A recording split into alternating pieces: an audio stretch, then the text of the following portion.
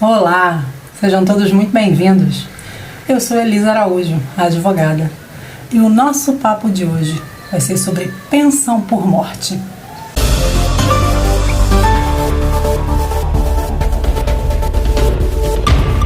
Bom, para a gente começar essa conversa, é importante esclarecer, o que é a pensão por morte.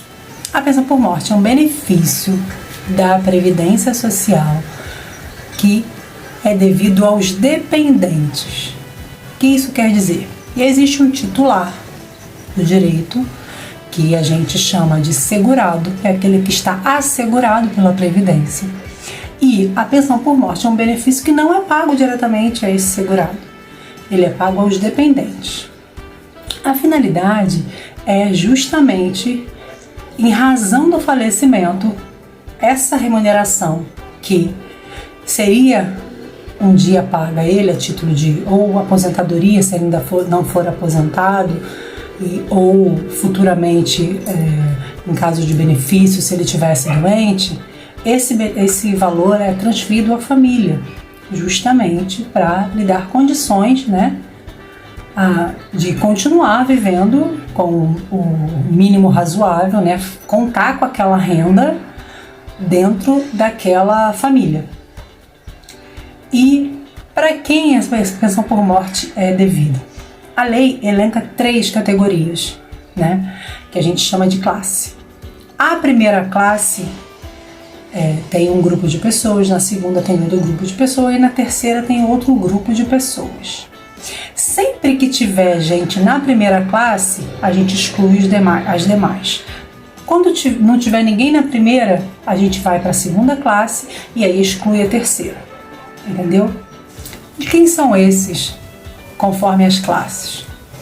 Diz a lei, a primeira classe é cônjuge, companheiro ou companheira, filhos menores de 21, desde que não emancipados, ou, se inválidos, possuírem deficiência grave, deficiência intelectual ou mental, não importa a idade, tanto faz. Estes são da primeira classe. Os da segunda classe são os pais, e os da terceira classe são os irmãos, com a mesma lógica da primeira classe. Irmãos menores de 21, desde que não emancipados. E, se forem inválidos ou possuem deficiência grave, intelectual ou mental, pouco importa a idade. Só uma informação extremamente importante é dizer que os da segunda e da terceira classe precisam comprovar a dependência econômica. O caso que a gente vai tratar aqui hoje é do caso de pensão por morte para aquela pessoa que era o companheiro ou cônjuge do falecimento. Em grande parte das discussões sobre pensão por morte, inclusive que baseiam os indeferimentos, as negativas do INSS e às vezes na justiça, é justamente a questão que existe uma relação, aquela pessoa, na época do falecimento, estava numa relação. Quando terceiros entram nessa relação. Por quê? O INSS não admite o pagamento para mais de uma pessoa nessa mesma categoria. Então, ou ele paga para um companheiro, ou ele paga para um cônjuge, entendeu? Ele não vai admitir. Só tem uma exceção. A exceção é quando aquele que faleceu já pagava em vida a pensão por morte. Desculpa, a pensão por morte não. Já era devedor de uma pensão. Antigamente era muito comum, quando as pessoas separavam, divorciavam, e aí estipulavam uma pensão para o ex-marido, para a ex-mulher. Era muito comum esse tipo de coisa. Então, se a pessoa já pagava em vida essa pensão, aí sim, aí ela vai ter que ratear, vai ter que dividir com o atual companheiro, o atual cônjuge, tanto faz. Pensando aqui nessa Constituição, nessa problematização que a gente está trazendo aqui no vídeo, eu estou falando geralmente de uma pessoa que mantém uma união estável, ele foi casado um dia e nunca se divorciou, ou seja, não existe um divórcio formalizado, né? Não tem nada averbado lá. Logo, em tese, essa certidão que o ex-cônjuge tem está válida. E não é incomum quando do falecimento esse ex-cônjuge vai lá junto ao INSS e requer a pensão, porque é ele que tem um documento. Às vezes a pessoa que estava com o falecido, né, a pessoa que convivia, o companheiro, não tinha nada formalizado. E aí o que acontece nesse caso?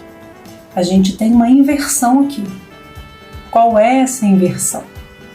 É justamente o fato de trazer para o atual companheiro o dever de provar que era ele quem estava convivendo, né? É ele que convivia, que tinha uma relação com aquele que faleceu. Por quê? Porque se você conseguir comprovar que o anterior está separado de fato, ou seja, ele não estava mais, apesar de ter uma certidão, ele não tinha mais convívio com o outro, não tinha mais união.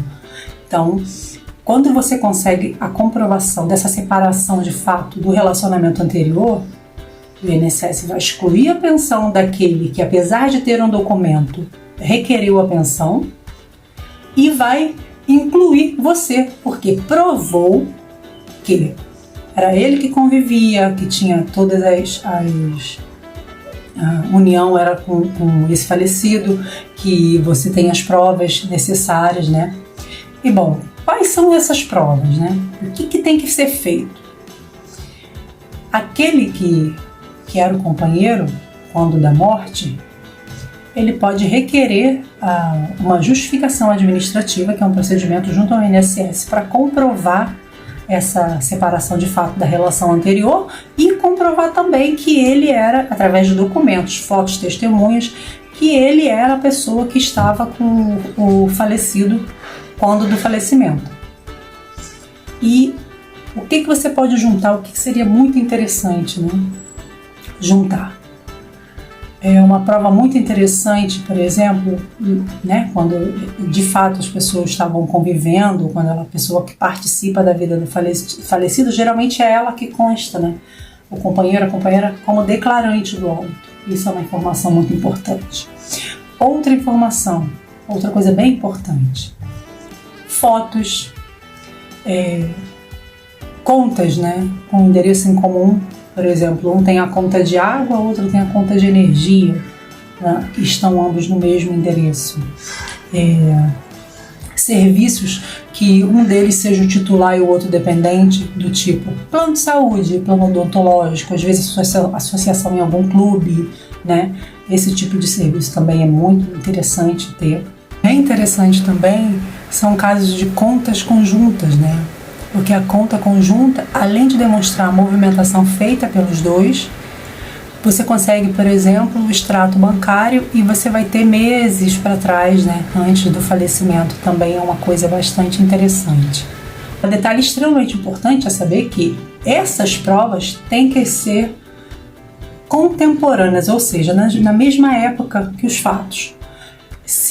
E não superior a 2 anos. Ou seja, se a pessoa faleceu em agosto de 2020, você tem ali um lapso mais ou menos de prova de agosto de 2020 até agosto de 2018, mais ou menos.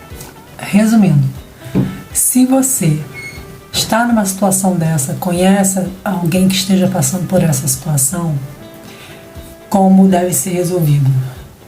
Requerer junto ao INSS a justificação administrativa e levar todas as provas, inclusive testemunhais, de que a pessoa que estava em união com aquele que faleceu era você ou aquela que você conhece, né? Para desconstituir a anterior que requereu a pensão indevidamente, ok? Mas se o seu caso já passou o prazo do INSS, você já por lá perdeu o prazo, não tem mais o que fazer junto ao INSS, eu te recomendo procurar um advogado, especialista em direito previdenciário, que ele vai resolver essa questão para você tentar via ação judicial esse direito que você tem.